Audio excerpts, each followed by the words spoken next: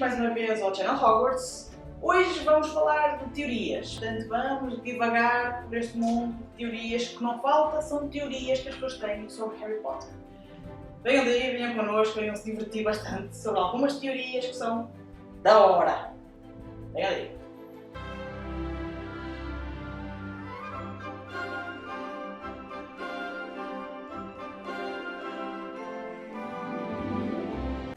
Existem teorias, meus amigos, eu até vou bolar a varinha porque, sinceramente, existem algumas teorias que rondam na internet sobre Harry Potter. É lógico, nós estamos a falar de quê, não é? Enfim, o que é que acontece? Existem teorias que têm uma certa lógica que nós conseguimos ponderar porque é que os fãs chegaram àquela conclusão. Certo, não vamos também ser tão... Mas há outras que não. Existem algumas teorias que eu leio e digo assim, como é que é possível este tipo de pensamento? Vamos começar, por exemplo, com o professor Trelawney. Vocês recordam-se? Em Prisioneiro de Azkaban, o professor Trelawney tenta adivinhar qual era a data de nascimento, o mês em que nasceu Harry. E aponta alguns para o meio do inverno. Harry Potter nasceu em junho. Portanto, aquela adivinhação que ela fez estava errada. Mas existem pessoas que acham que ela estava certa. Porquê? Porque, então, um pedaço da alma do Harry vive em Voldemort. Nós sabemos que o Voldemort nasceu a 31 de dezembro, portanto, é meio do inverno. Amigos, por favor, vamos lá ver uma coisa. 31 de dezembro, quando 1926, quando nasce Voldemort, não existia Harry Potter. Portanto, como é que um pedaço da alma do Harry, nessa altura, viveria em Voldemort, se na altura em que Voldemort nasceu não existia Harry? Horcrux existiu, um pedaço da alma de Harry estaria em Voldemort e vice-versa, mas não naquela fase. E quanto mais não seja, nós sabemos que Harry nasceu em junho. Portanto, é uma teoria estranha. Não estou a criticar a pessoa que a teve, nem se vocês concordarem com essa teoria. Não é uma crítica, é apenas a minha opinião. Balanço sobre aquilo que nós conhecemos da saga em si. Acho que uma coisa não tem nada a ver com a outra. Mas, vamos avançar. Outra teoria que nós temos é sobre os Dursley, portanto, os tios do Harry. E qual é a teoria? Os tios eram maus para o Harry devido a ele ser um Horcrux. E como nós sabemos, tivemos essa situação em Todos Mais da Morte, o facto de vocês estarem muito perto, na altura ele andava como polar, lembram-se? Portanto, o facto de andarmos muito perto do Horcrux faz com que nos fiquemos mais agressivos e ao longo do tempo mudamos. Nós tivemos essa situação do Harry para com o Hermione, que ele ficou mais agressivo, e depois tivemos o extremo do Ron com o Harry. Portanto, porque ele andou dias a fio com o Horcrux no pescoço. Portanto, sim, num dia normal o Ron nunca teria tido aquela reação, o Harry num dia normal nunca teria falado assim com o Hermione também. Era o poder da magia negra a falar, por estarem em contacto físico muito tempo. Mas naquela situação específica não tinha a ver com isso, ok? Os Dursley simplesmente não gostam do Harry devido a ele estar relacionado ao mundo mágico. Já a Petúnia não gostava da irmã da Lily por causa dessa mesma situação. Ela pertencia ao mundo mágico, então ela era uma esquisita, certo? Era freak, que é exatamente isso que nós vimos no filme e nos livros. Portanto, não tem a ver com o facto de ele ser um Horcrux ou não. Reparem, o Harry é um Horcrux e conseguiu estar perto de Dumbledore, de Snape, de Ron, Seamus Finnegan, Neville Longbottom, Luna Lovegood. Nunca aconteceu nada, certo? E são crianças que, se calhar, teriam mais suscetíveis a esse tipo de situação. Portanto, não. Eu acho que não tem muito a ver por aí. Mas deixem nos comentários a vossa opinião, porque pode ser que eu também esteja errado. A terceira teoria, e eu estou-me a rir, meus amigos, mas vocês não riem, ok? Mas eu estou-me a rir porque esta teoria, para mim, é complicada de assimilar. Reparem, nós temos um vídeo aqui no canal e nós falamos sobre o conto da vida dos Bardos. Até me engano no que digo. Nós temos aqui no canal um vídeo sobre os contos do Bardo, ou seja, o conto dos três irmãos. Como é que as coisas aconteceram, a morte quando surgiu, os três irmãos atravessaram a ponte. Relembram tudo isso? Se não relembram, vai aparecer aqui. Vocês podem clicar e ir até lá ao vídeo para poderem ver esse conto, essa história que é linda de morrer. A teoria é: os três irmãos eram Voldemort, Snape e Harry. Sendo Voldemort como o irmão mais velho, aquele que queria superar a morte, sendo Snape aquele que queria recuperar o amor perdido, E Harry seria o irmão mais novo, que seria aquele que aceitou a morte como uma amiga e juntos partiram deste mundo. Mas as coisas não ficam por aí. E quem era a morte no conto? Vocês devem saber, a morte aparece no meio da ponte, certo? E dá um desejo a cada um dos irmãos. Essa morte era Dumbledore.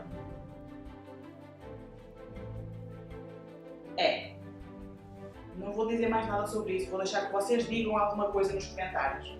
Porque nesta específica teoria, J.K. Rowling veio falar no Twitter.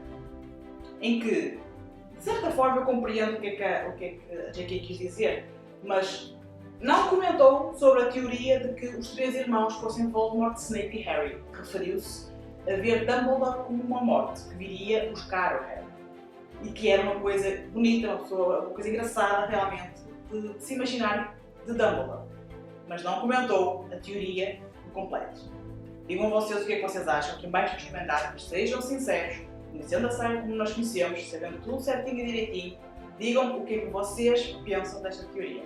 Eu quando li esta teoria não sabia muito bem, primeiro sabia se colocava aqui no vídeo para vocês e depois não sabia se eu acreditava ou se realmente já era fugir demais à imaginação que a saga nos proporciona. Mas nunca se sabe.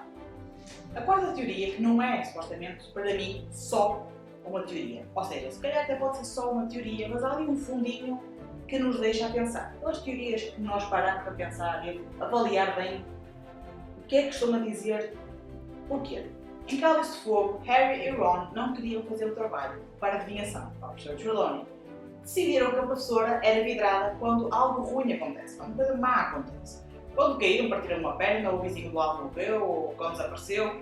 Quando algo mau acontecia, ela ficava fascinada com o aluno.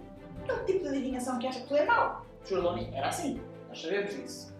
Decidiram ao acaso começar a escrever no trabalho.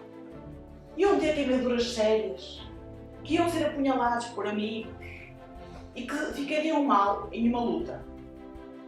Ao longo da saga, o que é que nós deparamos com algumas situações? Queimaduras graves o Harry pode ter tido, por exemplo, em Cálice de Fogo mesmo, na primeira tarefa com o dragão, para tentar apanhar o ovo dourado. É coincidência? Sabemos. O fato de perder um tesouro, mais uma vez, podemos falar que no torneio, em Cálice de Fogo, na segunda tarefa, eles tinham que ir buscar os amigos, na altura o Harry tinha que ir buscar o Ron, que estavam no Lago Negro. E sabemos também que a Hermione também estava lá embaixo. Então os dois melhores amigos dele estavam embaixo do lago. Portanto, os tesouros para o Harry seriam os amigos e então pode haver uma conexão aí. Fato. É apunhalado por um amigo. Temos duas situações que nós podemos ponderar. Ele é apunhalado, então diz mais da morte, pelo Ron, que nós vemos por causa do Horcrux, e ele zanga-se com o Harry, ele vai embora, e isso foi um choque para o Ron. E isso foi um choque para o Harry. Mas também temos a situação de que, mesmo em Cálice de Fogo, nós estamos com um filme de Cálice de Fogo em grande 2, o Alastor Moody, supostamente, que era amigo do Harry, ele achava que era amigo dele, todo o filme em si, todo o livro, do início ao fim, nós sabíamos que o Alastor Moody estava lá para ajudar o Harry, e no fim descobrimos que ele era Barty Crouch Jr. Portanto, era um professor de morte, certo? Era um devorador de morte. Ou seja, tem conexão? Pode ter. Não está de toda uma teoria sem pés nem cabeça. Se ponderarmos bem que eles brincaram com algumas coisas que ao longo de uma saga aconteceram. É um facto. E a última teoria que eu trago para vocês é engraçada. Tem a ver com o gato de Hermione Granger. Vocês lembram? Ela foi comprar o gato que andava atrás.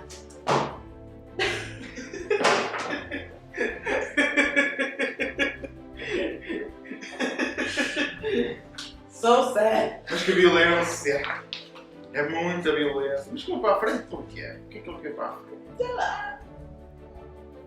Vá.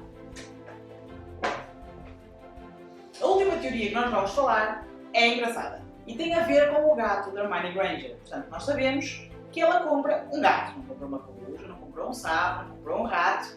Foi um gato. E um gato que era um bocadinho arisco.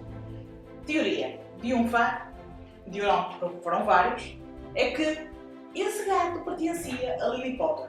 Porque nós sabemos, Lily, a mãe de Harry, tinha um gato. de estimação, certo? Então a teoria é que esse gato pertencia a Lily Potter. Mas porquê que foram buscar essa ideia? Tem sentido? Tem. Primeiro, a senhora da loja avisou a Hermione que aquele gajo estava lá há muito tempo e que ninguém ficava com ele. Tinha uma maneira de ser complicada. Mas não contente com isso, o que é que acontece basicamente em Prisioneiro de Azkaban?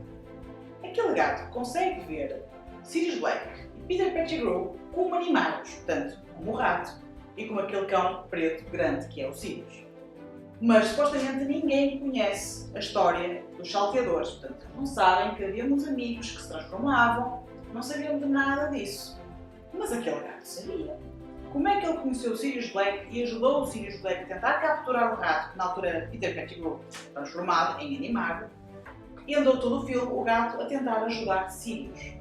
Ele teria que conhecer a história, teria que reconhecer a pessoa que estava por trás do animado. É que deixa de pensar, dá que pensar, dá que pensar. Eu sei que a maior parte dos felinos têm um sentido muito apurado, um sexto sentido muito apurado, mas não é esse ponto, ok? Portanto, são teorias, tudo aquilo que eu falei hoje aqui são apenas especulações, são histórias que eu fui buscar à net, a alguns fãs, alguns comentários que eu vi em Twitters e não só. Teorias que, por um lado, eu posso dizer que sejam complicadas de compreender para quem conhece a saga, por outro, como foi este que acabámos de falar, de Cálice de Fogo, é algo que nos deixa a pensar e é pena a J.K. Rowling não se pronunciar em algumas destas teorias, porque seria interessantíssimo saber o que é que ela pensa sobre tudo isso. Por hoje é tudo, o vídeo é curtinho, mas é engraçado, não podemos dizer que não seria engraçado. Deixem nos comentários o que é que vocês acham, este tipo de teoria, se vocês concordam, se não concordam, se têm outras teorias, conhecem outras coisas, digam. Que nós fazemos um segundo vídeo, uma parte 2, sobre mais teorias que existam sobre a saga em si. E nós vamos ver no próximo vídeo. Tchau! Existe uma teoria que anda pela internet. Portanto, vários fãs comentaram sobre essa mesma teoria. Eu lembrei-me assim, vou fechar a janela antes de começar o vídeo. E depois pensei, não, deixa estar, não tenho vídeo agora